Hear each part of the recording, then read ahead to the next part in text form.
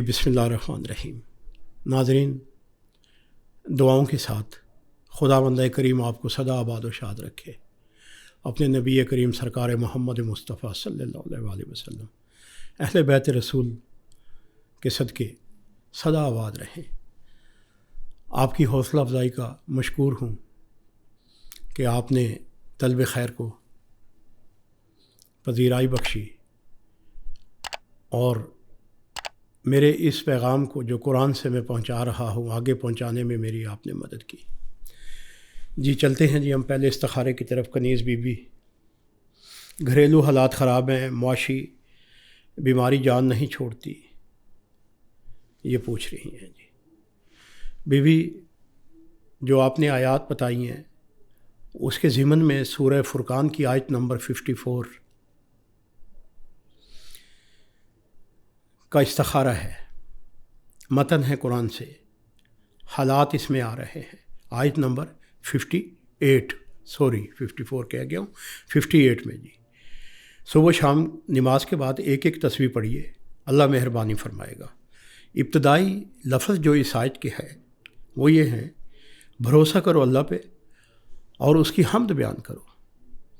अब भरोसा खुदा की ज़ात पे और उसकी हम्द बयान करना, अब मुकाम शुक्र की तरफ जाना, खुदावंद करीम आपको अपने मकसद में कामयाब करेगा जी। दूसरा इस्तिखारा है, हबीब अहमद साहब औलाद के लिए पूछ रहे हैं। 6 साल शादी को हुए,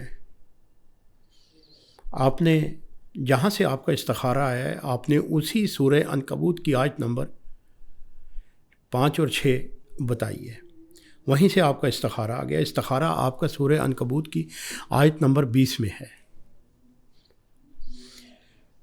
आप आयत नंबर 20 को देखिएगा। तुम फरमाओ ज़मीनों और तुम फरमाओ ज़मीन में सफ़र करके देखो, अल्लाह क्यों कर पहले बनाता है और फिर अल्लाह दूसरी बार उठान देता है, बेशक वो सब कुछ कर सकता है। ये जो है ना कि अल्लाह उठान, ये कोई ऐसा है कि जो पहले जो आपके इलाज आए हैं वो आप मकसद तक नहीं पहुंच पाए, दूसरी दफ़ा ये जो है ना कि अल्लाह दूसरी दफ़ा उठाता है और उठान देता है, ये बहुत बड़ी राज की बात आई है। अब इसमें यह है कि आप एक दफ़ा इलाज की तरफ ज़रूर बढ़िएगा और खुदावंद करीम ने आपके औलाद जैसी नेमत आपके मुकद्दर में लिखी है जी।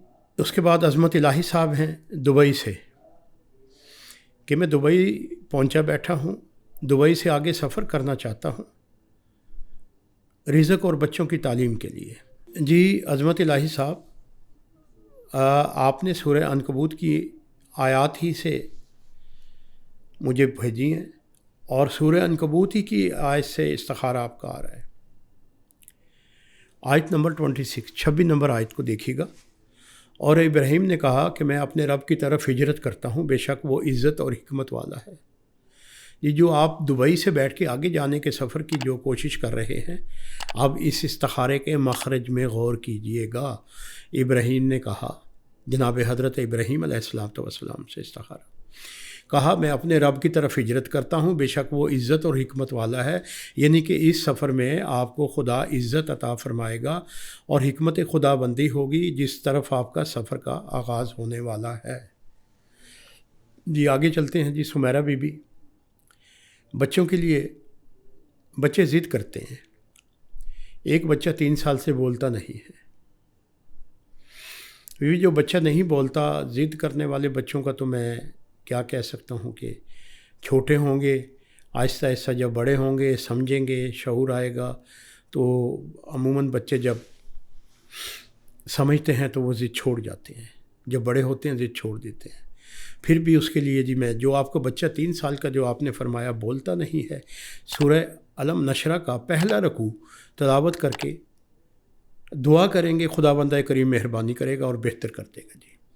जो बच्चे ज़िद करते हैं तो उनके बेदार होने से पहले ऐसे कीजिएगा कि उनके पेशानी पे हाथ रख के 14 मरतबा पढ़ दीजिएगा, माशा अल्लाह ला कुव्वत इल्ला बिल्लाह, माशा अल्लाह ला कुव्वत इल्ला बिल्लाह जी। ये आप करेंगे तो इंशाअल्लाह यकीनन बेहतरी आएगी जी। मतलूब साहब हैं, वालिद बग़ैर वसीयत के चले गए हैं दुनिया से।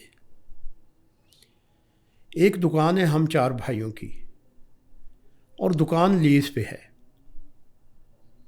سب حصہ مانگتے ہیں۔ دیکھیں یہ ایک تو استخارے میں بات کیسے لے کے آؤں، مگر پھر بھی جواب دوں گا آپ کو۔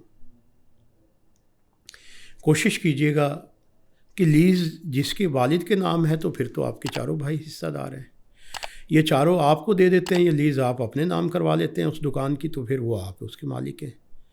آپ یہ میرا خیال ہے کہ میرے سے بہتر آپ کسی وکیل سے مشورہ کیجئے گا، ان سے پوچھیے گا، وہ آپ کو بتا دیں گے۔ تو ایسے سوالات سے ذرا تھوڑا سا اجتناب کیجیے گا، کیونکہ یہ جو میٹر ہوتے ہیں یہ عدالت یا وکیل کے متعلقہ ہوتے ہیں، تو آپ ان سے ہی پوچھیے گا کہ یہ استخارے میں نہیں آتے۔ تو اس کے لیے میں معذرت خواہ ہوں جی۔ تو وسلام، دعا کیجیے۔